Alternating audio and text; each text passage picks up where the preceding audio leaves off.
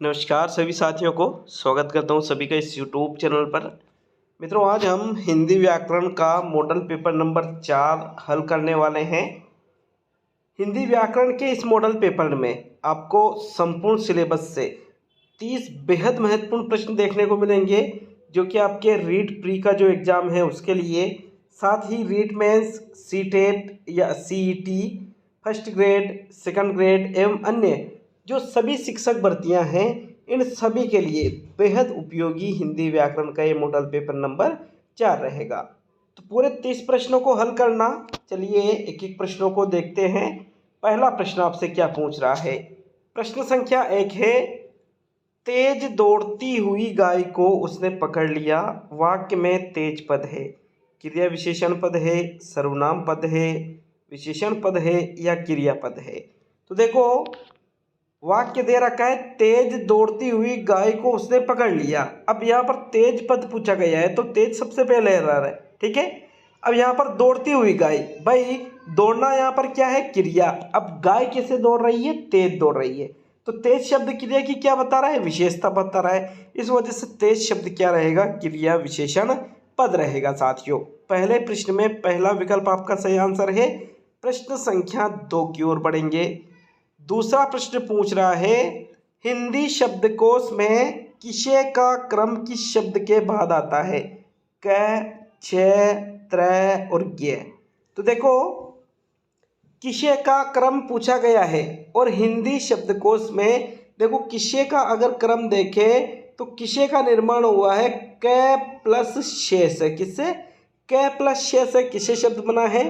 और साथियों, किसे का क्रम जो है ये के बाद में आता है। किसके बाद में आता है? इस प्रकार से के बाद में। जैसे त्र का क्रम किसके बाद में आता है? भाई त्र का निर्माण किससे हुआ? त प्लस र से। तो त्र किसके बाद में आता है? त के बाद में आता है। ऐसे किसे किसके बाद में आता है? के बाद में आता है। शब्दकोश के अनुसार देखें तब की बात है ये। तो पहला विकल्प आपके दूसरे प्रश्न का सही आंसर है। प्रश्न संख्या 3 की ओर बढ़ेंगे। तीसरा प्रश्न देखेंगे साथियों, वाच्य से ज्ञात होता है। क्या ज्ञात होता है? वाच्य से क्रिया का उद्देश्य, क्रिया का रूप, क्रिया का काल और इनमें से सभी।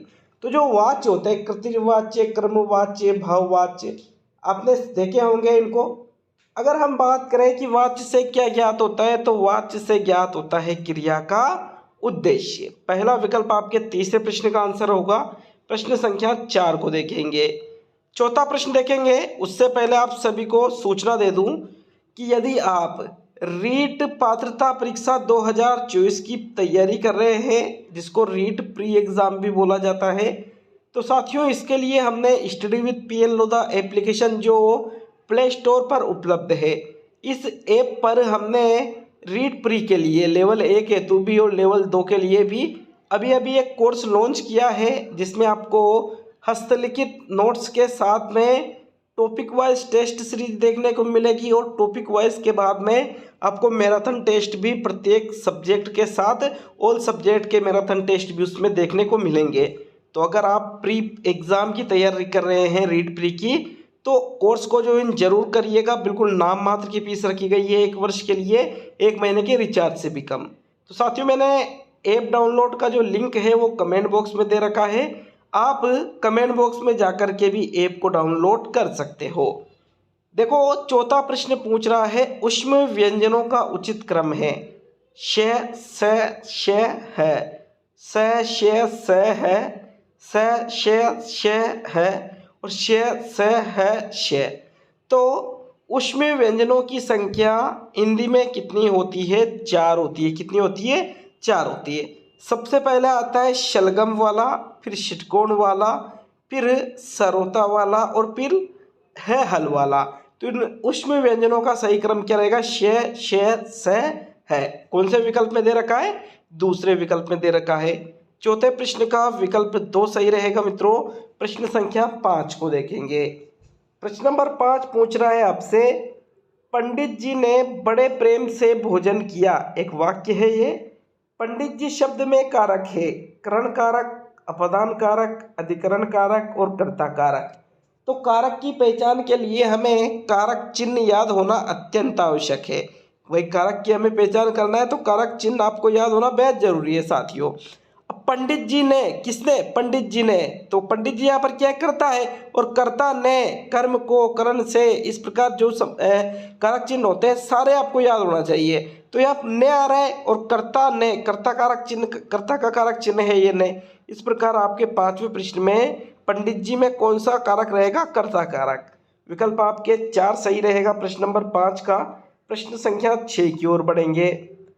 इनमें से द्वित्व का प्रयोग किस शब्द में नहीं हुआ है? सच्चा, कुत्ता, बक्का और चमत्कार। तो द्वित्व वर्ण आपने पढ़े होंगे, वर्णमाला का जो टॉपिक है साथियों, इसमें द्वित्व वर्ण आपके आते हैं, द्वित्व व्यंजन आपके आते हैं। कौन सा इसमें से द्वित्व नहीं है, ये आपसे पूछ रहा है।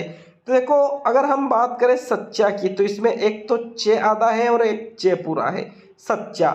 इसी प्रकार कुत्ता में भी ऐसा हो रहा है, यहाँ पर देखिए त एक तो आधा है और एक त पूरा है, ये इस प्रकार से।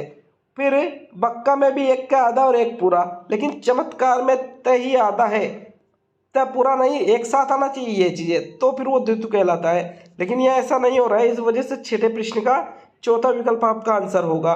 प्रश्न संख्या 7 को देखेंगे मित्रों। 7वां प्रश्न है, कौन से वाक्य में बहुवचन सही प्रयुक्त हुआ है? गायें घास खाती है, गायों घास खाती है, गायों का खाती है, या गाय घास खाती है। तो देखो, तीसरा विकल्प तो टाइपिंग मिस्टेक ही आ रहा है इसमें, तो ये तो आप तो गलत ही कर दो। अब गायों नहीं होती है, गाय घास खाती है और गाय घास खाती है, बहुवचन की बात की जा रही है। एक वचन की बात करते तो गाय घास खाती है, लेकिन बहुवचन की बात की जा रही है ना प्रश्न में, तो फिर गाय घास खाती है, ये सही रहेगा आपके। पहला विकल्प प्रश्न नंबर 7 का आंसर है मित्रों। प्रश्न नंबर 8 की ओर बढ़ेंगे। प्रकंपित व्यंजन है यह, र, ल और व। इनमें से जो प्रकंपित व्यंजन है उसका चयन आपको करना है। अंतस्थ तो ये चारों ही है, ये, र, ल, व। ये क्या है? हिंदी में अंतस्थ व्यंजन कहलाते हैं। अंतस्थ व्यंजनों की संख्या 4 होती है, यह, र, ल, व। लेकिन प्रकंपित व्यंजन इनमें से एक है, कौन सा साथियों? र है। दूसरा विकल्प आपके प्रश्न नंबर 8 का सही आंसर है। अब हम प्रश्न संख्या 9 की ओर बढ़ेंगे। तो चलिए 9वां प्रश्न देख लेते हैं। 9वां प्रश्न है, कवि शब्द का स्त्रीलिंग शब्द होगा? कविता, गायिका, कवित्री और काव्य। तो कवि एक पुल्लिंग शब्द है, और कवि शब्द का अगर हम स्त्रीलिंग बनाए तो कवि का बनता है कवयित्री। क्या बनता है कवि का? कवयित्री। कई जगह आपको कवियत्री भी देखने को मिल जाएगा, कवियत्री। कवियत्री गलत है, शुद्ध शब्द होता है कवयित्री, जो कि तीसरे विकल्प में दे रखा है। तो 9वें प्रश्न का तीसरा विकल्प सही है आपके। 10वें प्रश्न को देख लेते हैं। प्रश्न नंबर 10, हिंदी में मात्राओं की संख्या कितनी होती है? 11 है, 13 है, 10 और 12 है। मात्राओं की संख्या, मात्रा किससे लगाते हैं? हम स्वरों से लगाते हैं। स्वरों की संख्या कितनी होती है? 11 होती है, लेकिन एक जो पहला स्वर है ए, साथियों ए की कोई मात्रा नहीं होती, जैसे अपन ने लिखा क। अब इसमें ए जुड़ा हुआ है, लेकिन इसमें ए की मात्रा लगा रही है क्या?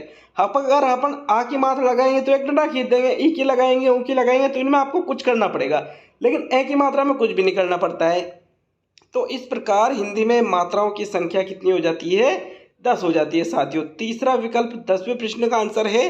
नेक्स्ट 11वें प्रश्न की ओर बढ़ेंगे। 11वां प्रश्न है, निम्नलिखित में से पुल्लिंग शब्द है? हिंदी, दही, पूर्णिमा और चांदी। तो चांदी अच्छी मतलब स्त्रीलिंग, हिंदी भी अच्छी स्त्रीलिंग, पूर्णिमा अच्छा या पूर्णिमा अच्छी, अच्छी तो ये भी स्त्रीलिंग, लेकिन दही क्या अच्छा होता है, तो फिर दही शब्द क्या है? एक पुल्लिंग शब्द है साथियों। दूसरा विकल्प 11वें प्रश्न का आंसर है। अब हम प्रश्न संख्या 12 की ओर बढ़ते हैं। 12वां प्रश्न है, इनमें से सही शब्द का चुनाव कीजिए। मिष्ठान्न, चारों ही विकल्प में मिष्ठान्न आपको देखने को मिलेगा, लेकिन चारों ही अलग अलग। दो में तो मैं छोटी की मात्रा, दो में बड़ी की, दो में ट आधा और दो में ट पूरा। तो अब आपको ये देखना है, तो मिष्ठान को किस प्रकार से लिखा जाता है शुद्ध रूप से? साथियों मिष्ठान में छोटी ई की मात्रा होती है और ट आधा होता है और डबल न, मिष्ठान्न। बिल्कुल तीसरा विकल्प आपके प्रश्न नंबर 12 का सही उत्तर होगा। प्रश्न नंबर 13 की ओर बढ़ेंगे। तो चलिए 13वां प्रश्न, यशोगान शब्द का संधि विच्छेद होगा? यशो प्लस गान, यशः प्लस गान, यश प्लस गान और यशः प्लस गान। तो यशोगान का संधि विच्छेद पूछा गया है। यशोगान शब्द में कौन सी संधि है? विसर्ग संधि है। और इसका अगर हम संधि विच्छेद करें तो यशोगान का संधि विच्छेद होगा यशः प्लस गान, बराबर शब्द बनेगा यशोगान। दूसरा विकल्प आपके प्रश्न नंबर 13 का सही उत्तर है। प्रश्न नंबर 14, राम जयपुर से लौटा है, वाक्य में काल है, सामान्य वर्तमान, आसन्न भूतकाल, आसन्न वर्तमान और अपूर्ण भूतकाल। तो वाक्य क्या है? राम जयपुर से लौटा है। लौटा है मतलब लौट चुका है, तो फिर वो वर्तमान में तो रहेगा नहीं। अब लौटा है मतलब कार्य पूरा हो चुका है, लेकिन अभी अभी, जैसे मैं बाजार से आया हूँ, इसी प्रकार से। तो ये आसन्न भूतकाल के अंतर्गत, जो कार्य अभी अभी पूर्ण हुआ हो वो आसन्न भूतकाल के अंतर्गत चला जाता है साथियों। प्रश्न संख्या 14 में दूसरा विकल्प आपके सही रहेगा। प्रश्न नंबर 15 को देखेंगे। समास में किसका मेल होता है? ध्वनि का, वर्ण का, शब्द का या वाक्य का? तो समास में किसका मेल होता है साथियों? ध्वनि, वर्ण या वाक्य का नहीं, बल्कि समास में शब्दों का मेल होता है। दो या दो से अधिक शब्द ये हो सकते हैं। तीसरा विकल्प आपके प्रश्न संख्या 15 में सही आंसर होगा। प्रश्न संख्या 16 की ओर बढ़ेंगे। 16वां प्रश्न है, पशु शब्द है, रूढ़, यौगिक, योग रूढ़ और कोई नहीं। तो कोई नहीं को तो आप हटा दो भाई। पशु शब्द का नहीं तो कोई तीसरा अर्थ निकल रहा है, ना ही कोई दो शब्द जुड़े हैं, अर्थात पशु शब्द क्या है? एक रूढ़ शब्द है साथियों। पहला विकल्प 16वें प्रश्न का सही आंसर है। प्रश्न संख्या 17 की ओर बढ़ेंगे। 17वां प्रश्न है, हिंदी में प्रत्यय के भेद है 1, 2, 4 या 8। तो भाई हिंदी में प्रत्यय के भेदों की संख्या पूछी गई है, और हिंदी में प्रत्यय के दो भेद होते हैं, एक तो कृदंत प्रत्यय होते हैं और एक तद्धित प्रत्यय होते हैं। तो इस प्रकार से आपके प्रश्न संख्या 17 में दूसरा विकल्प सही रहेगा। प्रश्न संख्या 18 को देखेंगे। हिंदी भाषा की सबसे छोटी इकाई है, वर्ण, शब्द, वाक्य और पद। साथियों, प्रश्न को पूछने का तरीका अगर आप समझोगे तो आसानी से उत्तर दे सकते हो। देखो, हिंदी भाषा की सबसे छोटी इकाई पूछी गई है, तो फिर आपका आंसर क्या रहेगा? वर्ण। अगर ये पूछ ले हिंदी भाषा की सबसे छोटी मौखिक इकाई क्या है, मौखिक की बात अगर की जाए तो फिर वहाँ पर आंसर चेंज होके आपका हो जाएगा ध्वनि। हिंदी भाषा की सबसे छोटी मौखिक इकाई पूछ ले तो ध्वनि, और डायरेक्टली ऐसे पूछ ले तो वर्ण। अब यहाँ मौखिक नहीं दे रखा है तो ध्वनि खैर ऑप्शन में भी नहीं है, तो कोई डाउट वाली बात नहीं है। पहला विकल्प आपके प्रश्न संख्या 18 का सही उत्तर है। प्रश्न संख्या 19, किस शब्द में उपसर्ग का प्रयोग नहीं हुआ है? ओगुण, लाचार, कपूत और लड़ाकू। देखो, ओगुण में ओ उपसर्ग लगा हुआ है, लाचार में ला उपसर्ग लगा हुआ है, कपूत में क उपसर्ग लगा हुआ है, लेकिन लड़ाकू में तो लड़ना मूल शब्द है, कोई उपसर्ग इसमें नहीं है साथियों। इस वजह से 19वें प्रश्न का चौथा विकल्प सही रहेगा। नेक्स्ट बढ़ेंगे अब हम प्रश्न संख्या 20 की ओर। 20वां प्रश्न वापिस इंपॉर्टेंट प्रश्न है, अच्छे से देखना प्रश्न को। हिंदी भाषा की सबसे छोटी सार्थक इकाई है वर्ण, शब्द, ध्वनि और पद। तो तीनों चीज़ों को एक साथ समझाऊंगा। प्रश्न पूछ ले हिंदी भाषा की सबसे छोटी इकाई है, सबसे छोटी इकाई है, तो फिर वहाँ आंसर रहेगा वर्ण। प्रश्न पूछ ले हिंदी भाषा की सबसे छोटी मौखिक इकाई है, मौखिक अगर शब्द है तो फिर आंसर रहेगा ध्वनि। और प्रश्न पूछ ले हिंदी भाषा की सबसे छोटी सार्थक इकाई है, तो फिर आपका आंसर क्या रहेगा? शब्द, क्योंकि वर्ण और ध्वनि ये सार्थक नहीं होते हैं। ठीक है, विकल्प आपके दो सही रहेगा प्रश्न संख्या 20 में। प्रश्न संख्या 21 की ओर बढ़ेंगे साथियों। अरे यह क्या हो गया, कौन सा वाक्य है? निषेधात्मक वाक्य, प्रश्नवाचक वाक्य, आज्ञावाचक वाक्य या विस्मयादिबोधक वाक्य। तो देखो, अर्थ के आधार पर जो हिंदी में वाक्य के 8 प्रकार होते हैं उनमें से एक होता है विस्मयादि बोधक वाक्य, जिसमें विस्मय सूचक चिन्ह भी लगा होता है साथियों कि अरे यह क्या हो गया, आश्चर्यजनक बात हुई होगी कोई। तो इसमें फिर ये कौन सा वाक्य हो जाता है, विस्मयादि बोधक वाक्य हो जाता है। फोर्थ विकल्प आपके 21वें प्रश्न का आंसर है। बढ़ेंगे अब हम प्रश्न संख्या 22 की ओर। संयोजक शब्द से जुड़े हुए एक से अधिक साधारण वाक्य को कहते हैं जटिल वाक्य, मिश्र वाक्य, साधारण वाक्य और संयुक्त वाक्य। तो संयोजक शब्द से जुड़े हुए रहे, ठीक है, किससे जुड़े हैं, संयोजक शब्दों से, जो जोड़ने वाले शब्द होते हैं। एक से अधिक साधारण वाक्य को हम साधारण तो कहेंगे नहीं, या जटिल जैसा कोई प्रकार होता है नहीं, इनको हम कहते हैं साथियों संयुक्त वाक्य के नाम से इनको हम जानते हैं। किस नाम से जानते हैं, संयुक्त वाक्य के नाम से। चौथा विकल्प 22वें प्रश्न का आंसर है प्रश्न संख्या 23।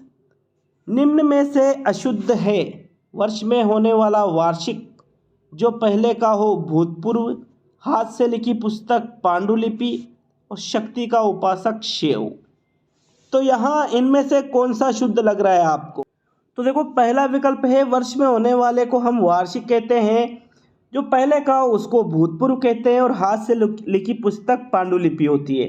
किंतु शक्ति का उपासक शिव नहीं होता है, बल्कि शक्ति का उपासक तो क्या कहलाता है, शाक्त कहलाता है, न कि शिव। तो फिर कौन सा शुद्ध हो गया, चौथा विकल्प। इस वजह से चौथा विकल्प आपके 23वें प्रश्न का आंसर है। प्रश्न संख्या 24 की ओर बढ़ेंगे। आरंभ का विलोम शब्द होगा अंत, प्रदान, पाताल और अनिष्ट। तो आरंभ का मतलब होता है किसी चीज की शुरुआत करना, और अंत का मतलब होता है कोई चीज खत्म होना। तो फिर आरंभ का विलोम क्या रहेगा, अंत रहेगा साथियों।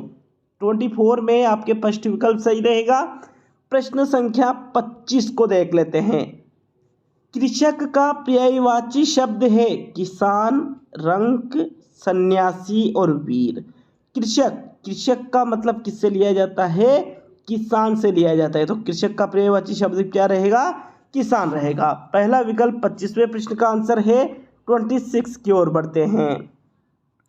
दुख प्रकट करने में प्रयुक्त होने वाला विराम चिन्ह है पहला, दूसरा, तीसरा और चौथा।